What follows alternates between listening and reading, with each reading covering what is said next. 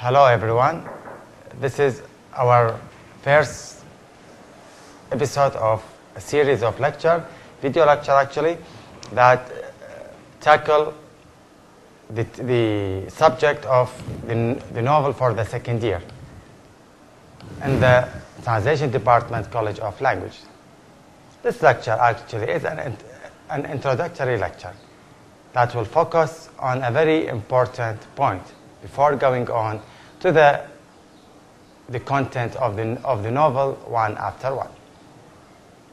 This introductory lecture is about allegory. Since we are studying Animal Farm, the allegorical novel by the English writer George Orwell. So let's begin. Let's go through the content of our lecture one after another. First of all, an allegory. What is an allegory? An allegory is a narration intended to enforce a useful truth. Please, my dear students, focus on the word enforce. So it is as if planting something in the mind of the reader, especially one in which animals, I have highlighted animal in bold types, so in which animals or inanimate objects speak and act like human beings. So from that definition, we realize that the story is about animals or an inanimate object. What do you think of an inanimate object? It means an abstract object, mythical creatures, legendary creatures, and so on and so forth. So the allegory differs from the ordinary folk tale in that it has a moral lesson. Also, I have highlighted the term moral lesson. As we know, the aim of literature is to teach and entertain, to edify and entertain. So it is very natural to find moral lessons in all the novels and the literary works that we study. The allegory is different from the folk tale. Folk tale, I mean, the tales we hear from our grandmothers and mothers before sleeping, if you understand me. Folk tales are the stories we hear actually from the old generation people. Like, for example, stories about the mythical monsters, the sea mermaid, and so on and so forth. So the moral lesson is woven, is embedded, is planted inside the story, and often explicitly formulated in the end. So allegory, also known as fable, has two levels of meaning. On the surface, the fable is about animals. But on a second level, the animals stand for types of people and ideas.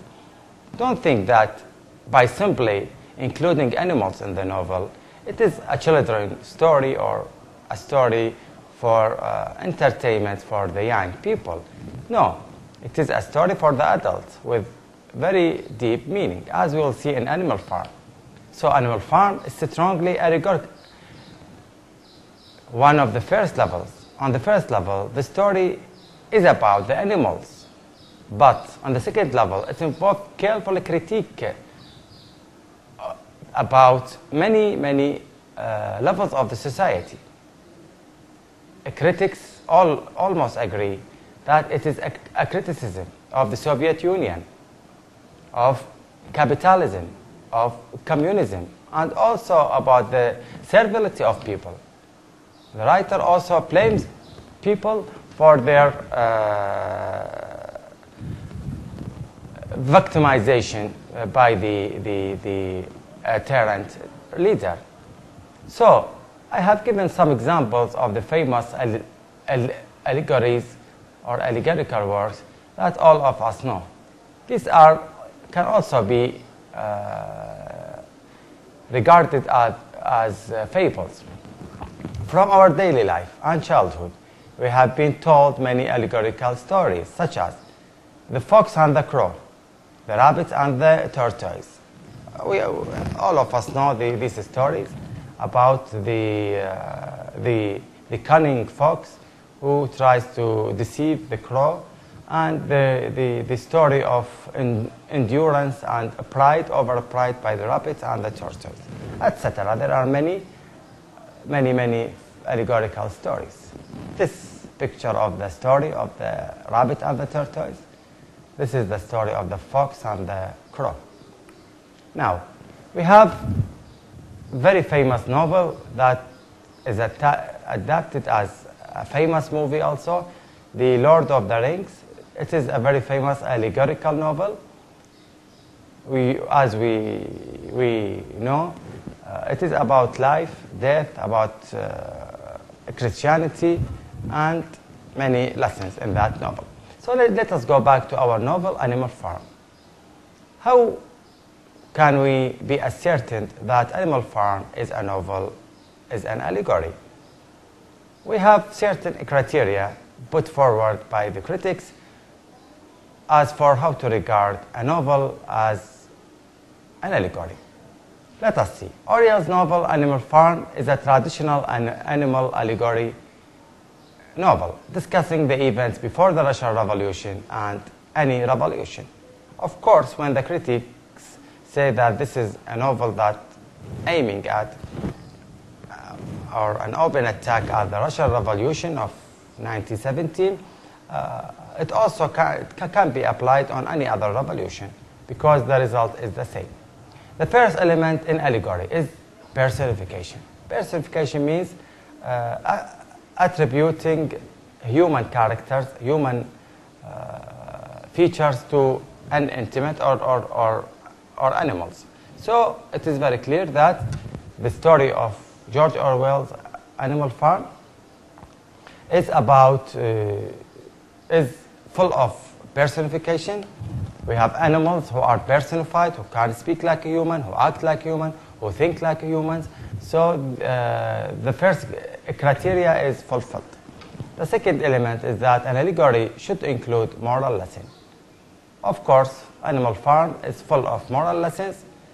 It is an attack of power corrupts, utopian visions, and the maltreatment of animals, the obsession with power, especially by the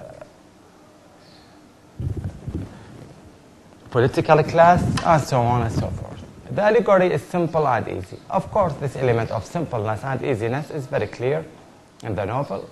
The language is very simple.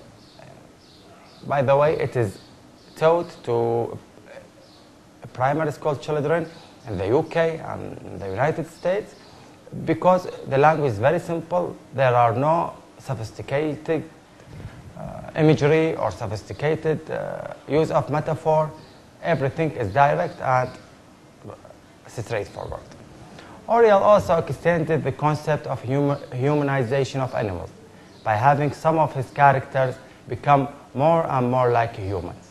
At first, the pigs oppose mankind and everything related to humans. They slowly become more and more like them until no one can tell the difference. The other animal remains animal. Yeah, this is one of the moral lessons, one of the open criticism of political corruption by George Orwell. Thank you for listening, and we hope we continue this wonderful series of video lectures about the novel Animal Farm.